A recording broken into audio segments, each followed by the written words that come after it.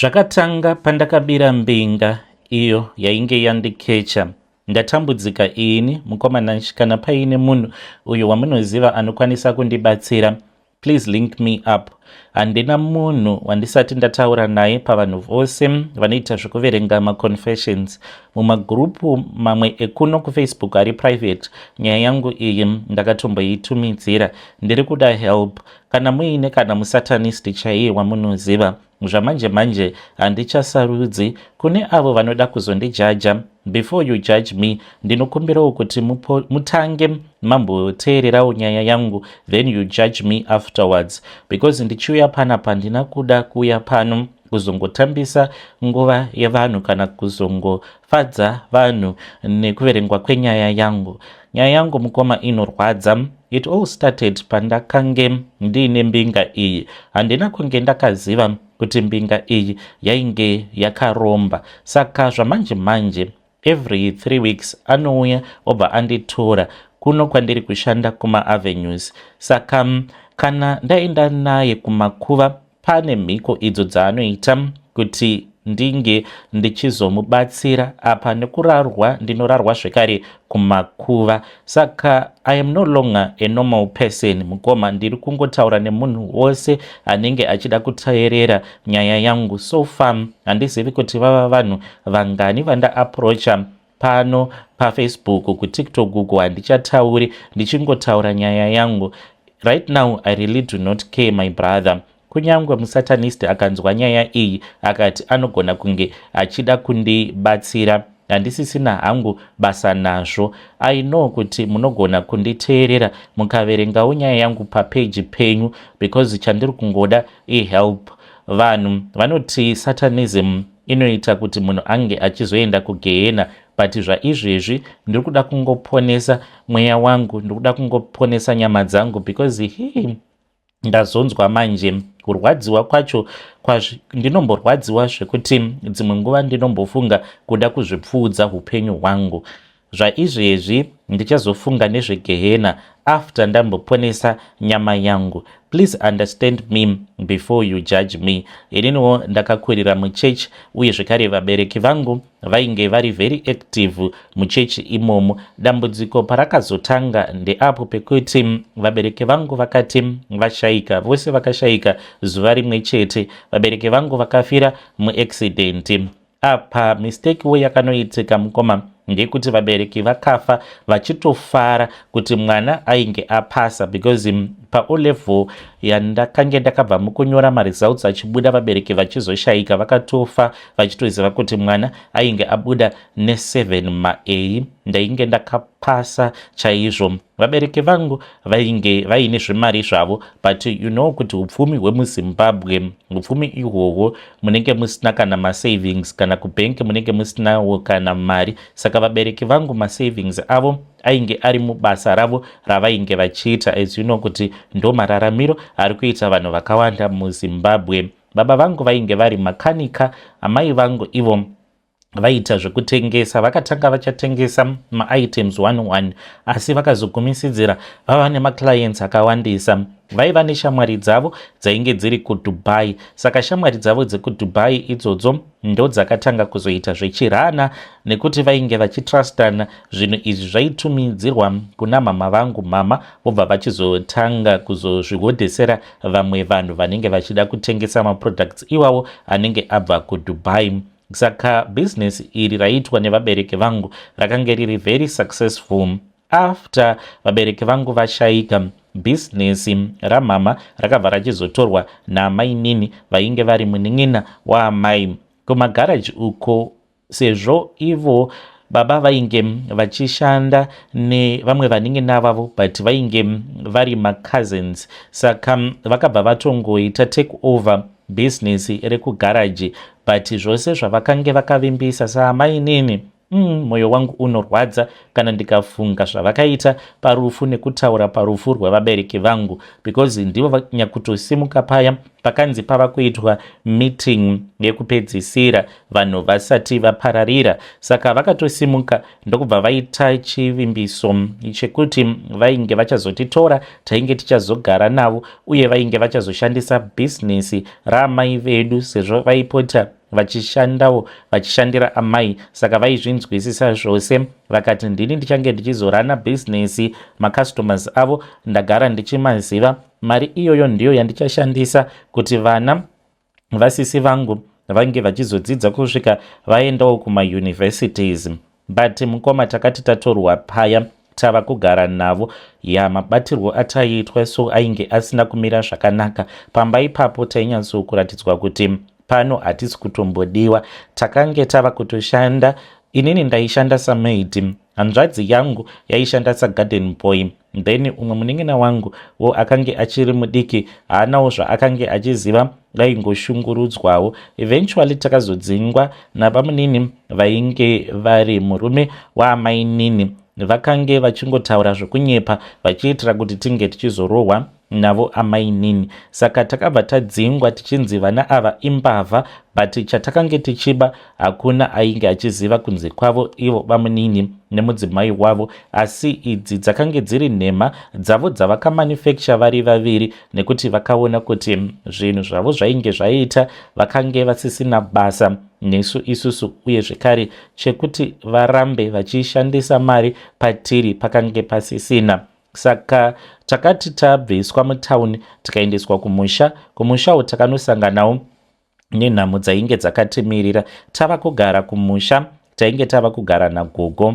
Gogo ava vainge vari nyakubereka baba vedu, saka gogo vainge vakavenga amai, kunyange hazvo amai vedu vainge vashayika, but gogo vainge vaine bitterness towards amai vedu. Kubva amai zvavainge vakatorwa, ivo gogo hanzi vainge vakatotaura kuti uyu handimudi, uye zvekare handimbofi ndakamugamuchira semuroora wangu nekuti akangwarisa. Maissues acho ainge asingaperi, uye zvekare gogo nekukura vaiti vakatanga kuchengetera chigumbuso wega waipa kutenda. Saka maissues ainge aripo pakati pababa, mama nagogo ainge ari ekuti vabereki vedu vaiva nemari. Saka vaine mari kudaro, mari idzi imari dzavaingotenderedza. Saka hama dzekwababa manje idzo dzaingobhilivha kuti hama dzekwaamai ndo dziri kudya mari yehama yavo vanova vari baba vedu. Saka izvi zvakakonzeresa kuti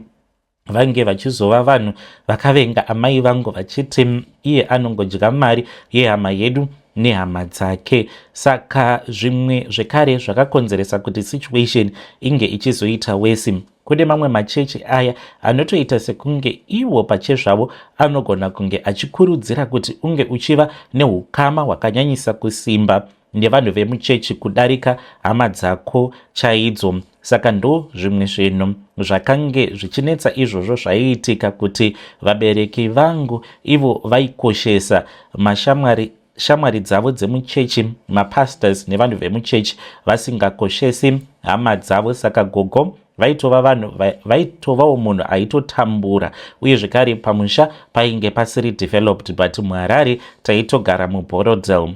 Saka takati taendeswa kumusha mukoma, takatanga kushungurudzwa.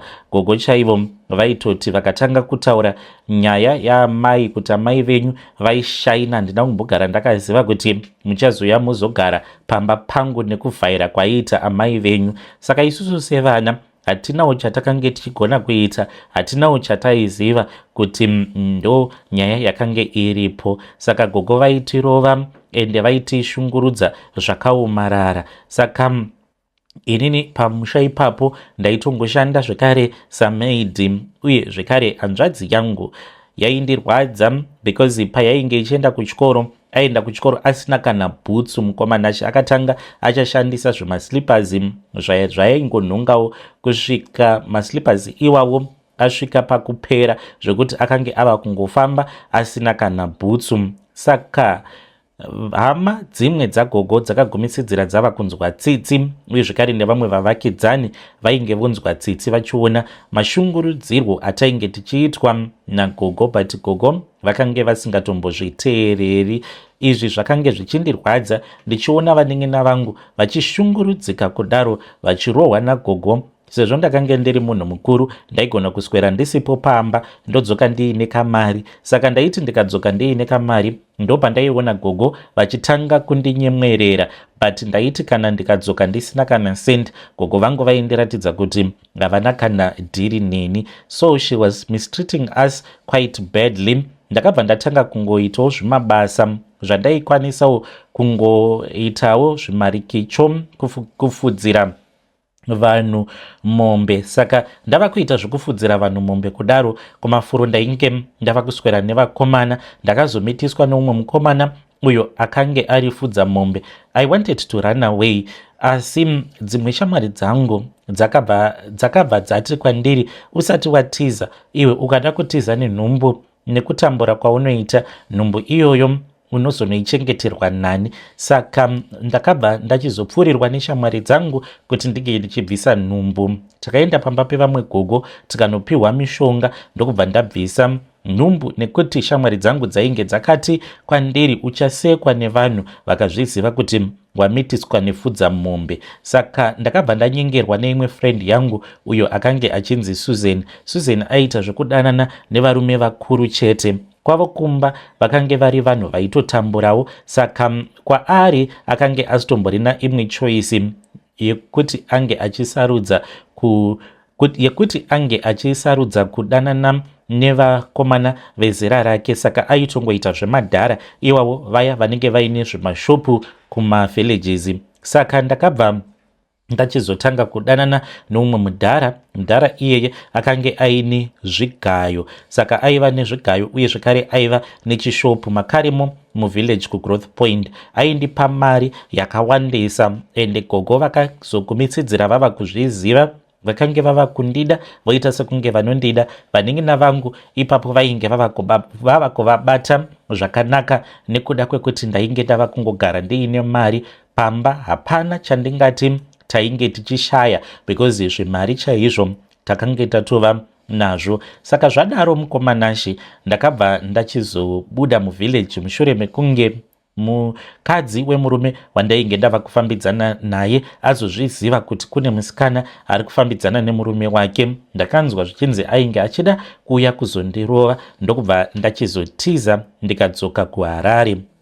Ndava muHarare ndainge ndagara ndataura nemashamwari angu, nekuti ndakange ndiine shamwari dzandaitoziva kubva tichitori kusekondary school. Saka shamwari dzangu idzi dzainge dzichiita zvekutengesa miviri yadzo, ende ndakange ndiriwo desperate, but ndakange ndisingadi kushanda as a maid because nhunguwo ndainge ndiinadzo. Ndakange ndisingadi kushungurudzwa zvekare nevamwe vanhu. Ndainge ndasangana neabuse yakanyanyisa apa panguva pfupi. Saka zvakandipa trauma yekusada kugara pamba pevanhu. Ndikati ndava kuda kuzvimiririra, uye zvekare ndotora vaneng'ena vangu ndovaunza kunoku kuHarare ndovaendesa kuchikoro ndiri ini. Asi dai ndakatsvaka basa rehumemaid, mukoma ndingadai ndisina kuzosangana naro dambudziko iri randazosangana naro. But kwandiri semunhu ainge avawo nehusimbe hwekushanda, ndakaona sekunge basa iroro randakange ndichiita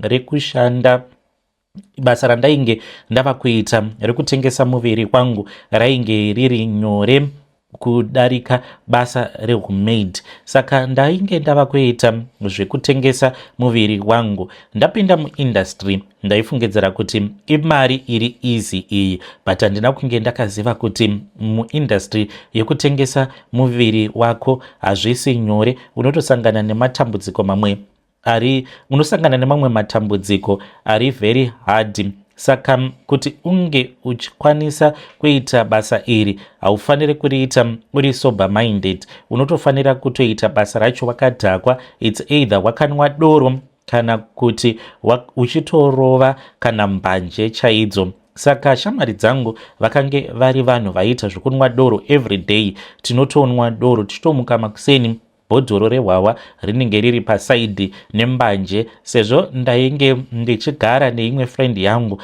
akazondidzidzisa kuputa mbanje. Akati kwandiri, kana usina kudhakwa basa iri harishandiki, rinotoda munhu anenge akadhakwa. Saka ndakazogumisidzira ndava neaddiction because ndainge ndava kusvutira mbanje zviya zvekuti handidi kuti ndinge ndichizova ndiri sober panguva iyo yandinenge ndichirara nevarume vakasiyana-siyana, because I used to feel guilty about it semunhu ainge asina kuzvijaira. Nekuda kweaddiction yandakatadza kuzokontrola pachiri padhuze, ndakange ndisingachakwanisi kurarama ndisina madrugs, nekuti ndakazogumisidzira ndava kuita madrugs noti mbanje chete. Ndainge ndisingachakwanisi kugara ndisina madrugs angu parutivi, uye zvekare ndisina mari. Nekuda kwaizvozvo ndainge ndava kutora mariski kuti kana munhu akauya kwandiri zvekare achiti iye anoda kurara neni pasina kushandisirana dziviriro, vamwe vairamba, asi inini kuti ndige ndichiramba ndaiona kuti zvakange zvisingaiti, nekuti chandainge ndichida ndechekungoti ndinge ndichinzi ndangowana mari yekutenga doro, mbanje nemadrugs. Nerimwe ramazuva, musi wacho iwoyo kwainge kwakatodhakwa, zuva randakasangana nembinga yakaromba iyi, saka ainge achida short time. Zvino short time yakange iri mari shoma, ngainge isingakwanisi kuti after short time yacho ndomhanya ndoenda ndobva ndanotenga madrugs, because ndainge ndiine munhu wandainge ndichikwereta mari, uyo anonditengesera madrugs. I owed him a lot of money. Saka situation yacho zvezuva iroro zvainge zvakatodhakwa, apa ndainge ndakatorohwa nenhomba yekuda kutora madrugs. Saka mbinga yakati yasvika kuma-avenues ndokubva yatotanga kutotitarisa paya ichifamba nemotikari zvishoma nezvishoma. He then picked me up. Akati ainge asina problem, taigona kuzviitira mumotikari, aingoda short time, but akazoti nerunako rwako ndinoda kuti ndige ndichienda newe kumba kwangu. Ndikati hapana chakaipa. Akabva achizondibhadhara mari, but ndakagamuchira mari iyoyo, asi ndainge ndisina kugutsikana because mari yacho yainge iri shoma. Ndakatotanga kutokalkuleta kana panguva yatakange tichiita bonde, pfungwa dzangu dzainge dziri pakungofunga kuti zvino mari iyi yaandipa mari yacho haikwani, saka imwe mari ndichaiwana kupi? Apa zuva iroro kwainge kuri dry, apa ndainge ndarohwa nechikara chekuda madrugs. Saka akazoti tapedza kuita bonde, ndokubva ati ainge achida kuita freshen up. Akandibvunza kuti neniwo ndainge ndisingadi kuita freshen up here. Ndikati tanga iwewe ndozotevera. Apa ndichimuti tanga iwe ndozotevera, pfungwa dzangu dzainge dziri pakuti ndainge ndichida kusecha ndiwane kana chokuba, kunyange iri foni ndonoitengesa, ndobva ndawana mari yemadrugs. Akati apinda mubathroom, ndokubva ndamuudza kuti ange achivhara door remubathroom because light remo rainge richinditocha. Apa kwainge kuri kunyepa zvangu ndichimunyepera. Saka akabva avhara door remubathroom akatanga kugeza achitoimba. Ndaimunzwa ari mushawa achiimba. Ndakabva ndasimuka pamubhedha ndokubva ndatanga kusecha murumu make. Mune rimwe drawer ndakabva ndachizoona kuti mainge muine $430 yainge iri mudrawer. Mari iyi ndakabva ndakaitora ndokubva ndachizoiisa mumasneakers angu. Ndakaipatsanura ndikati imwe kune imwe bhutsu yekwa-right, imwe kubhutsu yekwa-left. Ndokubva ndadzosera bhutsu dzangu padzakange dziri. Ndikabva ndapindawo mushawa muya. Ndapinda mushawa akashamisika, sezvo ndainge ndamboramba ndichimudza kuti maservices angu pane zvose zvatinenge taita unofanira kundibhadhara, asi ndakamunyepera ndikamudza kuti vandiita kuti ndige ndichifila good ngatichingoita muno mushawa zvekare. Akaseka, tikaita zvevakuru mushawa imomo. Saka takazobuda hedu, ndikapfeka hembe dzangu ndikatsikirira mari iya mumasneakers angu, asi hatina kuexchangea mafone numbers. Handina kana kuda kumupa manumbers angu nekuti ndainge ndamuitira hutsotsi. Ndakange ndiine kamari kangu ndichingosvika pabasa, handina kuda kuzogara pabasa. Ndakabva ndatora $40 ndikabva ndatenga madrugs angu, then ndokubva ndachizoisa imwe mari panzvimbo yakavanzika yandinoviga mari yangu mune kamwe kadhuku kangu, so zvekuti kana mbavha dzikandipindira hadzimbofi dzakasangana nayo mari iyoyo. ndakabva ndachizotora imwe mari ndikatotanga hangu kutorova hwahwa hwangu. Even the next day ndakange ndisiri kubasa, ndakaspenda the whole day ndichinwa hangu mabeers. Mari yandakashandisa kutenga madrugs nehwawa yainge iri $150 handina kuenda kubasa kuma-avenues. Murume uya chandakange ndisina kuziva ndechekuti ainge achitonditsvaka. Ndakaswera hangu ndakadzima foni yangu, saka vasikana vandinoshanda navo painge pasina pekuti vaigona kundibata, saka akauya achiti ainge achinditsvaka, saka vakamuudza kuti ndainge ndisina kuuya kubasa uye zvekare mafoni numbers angu ainge asiri kupinda. The following day ndakazodzokera kubasa, ndaona kuti mari yangu yainge yatapudzika. Ndopa ndakabva ndasangana naye kudaro ndakabva ndamunzvenga, but akandiona akadanidzira akanditi iwe uya kuno, but ndakaita sekunge ndainge ndisina kana kumbonzwa anything. Akaramba achingonditevera asi ndainge ndichimunzvenga. Akaita kuda vhiki rose achingouya kubasa kwangu everyday, but ndainge ndichingomunzvenga kusvika ndichizorwara manje. Pandakazorwara ndo pandakazomutsvaka ini. Saka pandakatanga kurwara ndakafungidzira kuti maybe ndainge ndabatwa neSTI. Chakaita kuti ndinge ndichifungidzira kuti zvimwe kuda ndabatwa neSTI ndechekuti painge paine umwe murume uyo ainge akauya kwandiri. Murume uyu paakauya kwandiri akabva akumbira kuti tinge tichirara tose tichisika bonde pasina kushandisirana dziviriro. Because ndaida mari zvekare zvezuva iroro handina kuda kuramba, saka akati akumbira bonde rainge riri unprotected. Ndokubva ndabvuma, ndokubva tarara tose. Later on ndakabva ndaona kuti ndainge ndaita infection, saka handina kuda kuenda kuchipatara because kainge kasiri kekutanga kuita an infection. Ndaizviziva kuti infection iyoyo after one day kana ikaita clear up ndinenge ndapona. PaSTI asi kana kuri kunziwo inenge isina kuitawo clear up ndinenge ndisina kupona, ndobva ndachizoenda kuchipatara.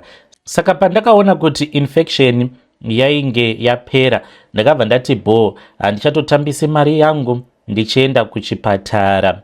Asi ndakazoti yava nguva yangu yekuenda kumaperiods ndopandakazoona kuti painge pasina chimiro chakanaka, because ndakaona zvinyama izvo zvakatanga kubuda. Saka ndakafungidzira kuti maybe ndaita cancer, ndakavhunduka zvinyama izvi. Ndaiti kana ndava kuda kuchinja pad ndaiona papad pakazara zvinhu zvewhite kuratidza kuti inyama inenge ichibva mudumbu. Handizive kuti pachibereko here kana kuti, but zvainge zviri zvichena chena zvinyama izvozvo zvandaizoona zviri papad. Saka ndakatanga kunzwa sekunge ndainge ndiine kapundu pasikarudzi pangu pamuromo chaipo. Ndikatanga kukakwenya kapundu ikako. Kubasa handina kuregedza, ndaingoendawo kubasa zvakangodaro. Anenge angorarawo neni asingadi kushandisirana dziviriro zvinenge zviri zvekwake, but ndakazodzokera kubasa maperiod angu apera.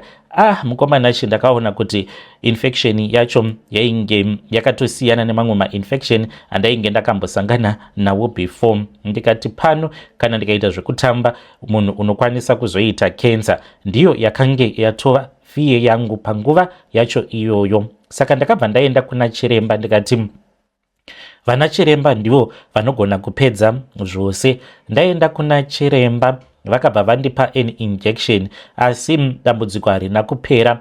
After 7 days ndakadzokera zvekare for a review.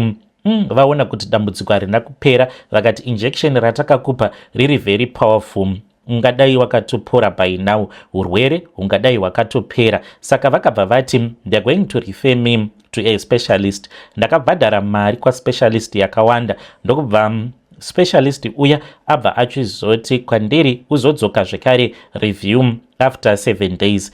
Pa7 days idzodzo mukomanachi ndakatombokolapsa nekuda kweinfection iyoyo. Ndakangotanga kungonzwa kungotsva kubayiwa ndokubva ndatanga kubleeda, ndikabva ndatodonha pasi ndikakolapsa. Pandakamuka ndakange ndakatorara pambedha wefriend yangu. Zvose izvi zvichiitika, I'm keeping it as a secret. Saka zvinhu zvakaita very worse, then ndokubva ndachizoudzwa kuti ndinofanira kuenda kune umwe specialist, naspecialist ndazoenda kwaspecialist uya ndopandakabva ndaudzwa kuti panotoda mari at least $800 for consultation before medication, plus vanozokuchaja extra for each and every blood test or whatever matest avo avanozoita pamuviri wako. Saka ndakaona kuti mari iyoyo hapana kwandinogona kuiwana, sezvo I can't afford it. Ndakabva ndangoita hangu give up. Ndakabva ndaenda kune imwe n'anga. Saka n'anga iyi ndashandidzanawo nayo kwemakore akati kuti. Ndaenda kun'anga ndaona kuti pain yacho handikwanisi kuramba ndakangoshingirira papain yakadaro. Ndaenda kun'anga paya, n'anga yacho yakabva yachizondiudza kuti ine mafibroids, zviya zvekunzi unonyara kuti uyu munhurume uyu. Ndakapenengurwa sikarudzi yangu nen'anga yacho iyoyo, ndikabva ndaudzwa kuti ndine mafibroids. Saka vakabva vandipa mishonga yechibhoyi vachiti mafibroids iwawo anogona kutorapika, but anofanira kuti ange achirapika nekukasika, nekuti mafibroids awa ari kutozara nekudyarana mudumbu mangu. Saka ndakabva ndabvunza kuti nai sekuru, kana muchiti mune mafibroids ini handisi kunzwisisa, ndakura kudai so, but handina kumbogara ndakaita dambudziko kuti pane munhu vakandiganhira here vakati zvinogona. Ndikati urwere hwacho hungava hwakabva kupi? Vakabva vati ivo vainge vachiona nyoka. Ndikati nyoka? Inyoka yakaita sei? Vakati ndiri kuona nyoka yakapinda musikarudzi mako, asi ichipinda musikarudzi mako yainge ine hunangwa hwekuda kukandira zai, ende yakaita zvayainge yatumwa kuti inge ichikandira zai musikarudzi mako, asi yakanotadza. Ndiri kuona kuti wakachengetedzwa iwe ende une laki. Ndikati laki rei kana nyoka yakapinda musikarudzi mangu? Vakati nyoka iyi yainge ichida kunokandira zai muchibereko mako, but nekuda kwekuti chibereko chako chakaramba kuvhurika, yakazongogumisidzira yaramwa ndokubva yakandira zai pamuromo wechibereko chako. Dai kwanga kuri kunzi yainge yakakandira zai racho iroro muchibereko mako, ungadai watova nemafibroids akawandisa zvekuti waifanira kuzotoitwa operation. N'anga iyi yakazondiudza kuti yainge yaona umwe murume ainge akamira padome. Murume uyu ainge ari murume uya wandainge ndakabira mari. Saka ndakabva ndati hongu, zvamuri kutaura sekuru maoneswa nevadzimu venyu zvechokwadi. Pane umwe murume wandakabira mari, asi handina kunge ndakaziva kuti ndiye munhu ari kundirwarisa. Vakabva vandiudza sekuru kuti ainge akamira padhoo, iye ainge achivaudza kuti ainge akaromba, ndainge ndakaba mari yehurombwa. Saka vanhu ava vari vaviri vakatanga kutaurirana manje mumweya, but handina kana chandakange ndichinzwa because ivo vaingotaura mumweya. Saka handina kunge ndakaziva kuti ndainge ndakaba mari yezvikwambo. Zvikwambo zviya ndizvo zvainge zvava kuda kuti ndinge ndichiita sacrifice.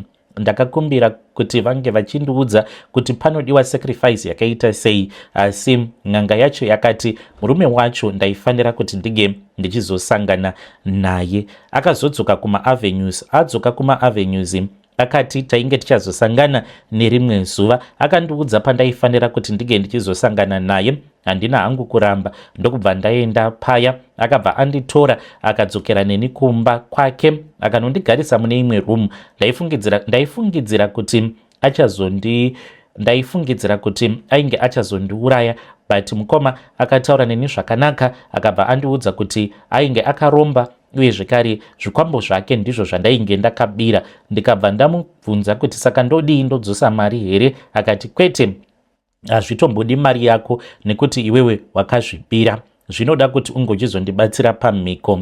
Ndakandiudza kuti ane mhiko idzo dzaanoita kumakuva, zvichireva izvo kuti ndinofanira kudzokera naye kumakuva. Saka pose paanoenda kunozadzikisa mhiko dzake kumakuva, inini ndiri kumubatsira. Mukomanashe mhiko dzacho ndedzekuti ndinoenda ndonotenga kahupfu, but ndinotenga hupfu ndobika sadza remhunga, uye zvekare ndinotenga huku broiler kana ndatenga huku ndinoundura huku iyoyo mushure mekunge ndaiuraya, but handifaniri kuiuraya zvekuti ndinoibuditsa zvekuti inobuda ropa, saka ndinongoita zvekuidzvanya pahuro apa kuti isakwanisa kufema kusvika yazofa. Kana ikangobuda ropa, ndinofanira kutoti ndinge ndichitoirasa kana kuirasirira kuno umwe munhu wandinongopa huku iyoyo inenge yakafa nechekare. Ndonotenga imwe huku, kana ndagona kuiuraya zvakanaka isina kubuda ropa, then ndobva ndaiundura, ndobva ndaikanda mupoto inenge iine mvura inenge ichibhoila, then ndobva ndachizoisa muhari. Sadza rinoenda muhari mayo, uye zvekare hukuwo ndinoisa mune imwe hari. Kana ndaita saizvozvo, ndobva ndasangana naye, kana kuti anouya kuzonditora, tobva taenda kumakuva. Iyi ndapinda bhizi mukoma. Vamwe amai vava kutondiziva kuti pane umwe musikana anouya kuzotenga hari panguva iyo yatinenge tichifanira kuti tinge tichizoenda kumakuva, nekuti hari dzatinoenda nadzo kumakuva hatikwanise kuti tinge tichizodzoka nadzo kumba. Dzimwe nguva anorara neni kumakuva ikoko. Dambudziko ndiroro mukomana She rekuti ndichiri ndakabatwa unhapwa nemurume iyeye, nekuti zvinhu zvaibuda muchibereko mangu nanhasi uno zvinhu zvaibuda muchibereko nanhasi uno zvichiri kungobuda, ende mafibroids ndinawo. I need help kubva kumhuri yeZimbabwe. Ndingazvisunungurawo sei? Ndakamukumbira kuti ndinge ndichimupa mari, kunyange zvikanzi inenge iri mari inenge iri double, but akati kwandiri, hauna kundibira inini mari, hauna kundibira inini mari, asi wakabira zvinhu zvangu, saka izvo zvakati hazvidi mari yako.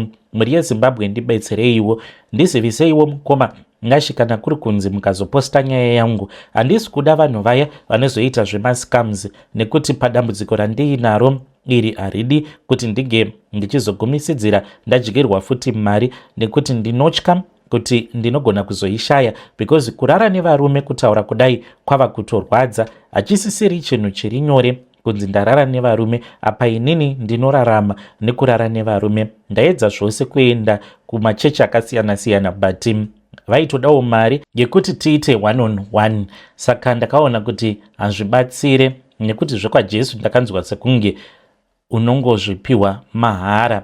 Saka ndakaramba kubhadharawo 1-on-1 yekuona papa.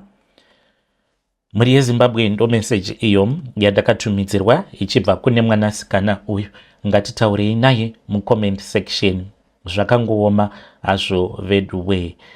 Vahanzvadzi, kana makatombosangana nen'anga yekuti yakagona kutaura nemunhu wacho akaromba, handioni sekunge muchasangana noumwe munhu ane simba rinodarika iroro, unless kana vari Mwari chaivo vanenge vakutumirai munhu anenge aine simba. Because kuti mungawana imwe n'anga inenge ine simba rinodarika simba iroro, anotongozvigona ndiJesu chete. Ngatitaurei navo mucomment section, vahanzvadzi vedu ava. Zvakangooma hazvo vedu we. Ngatisanganei zvekare mune zvimwe zvirongwa zvinotevera.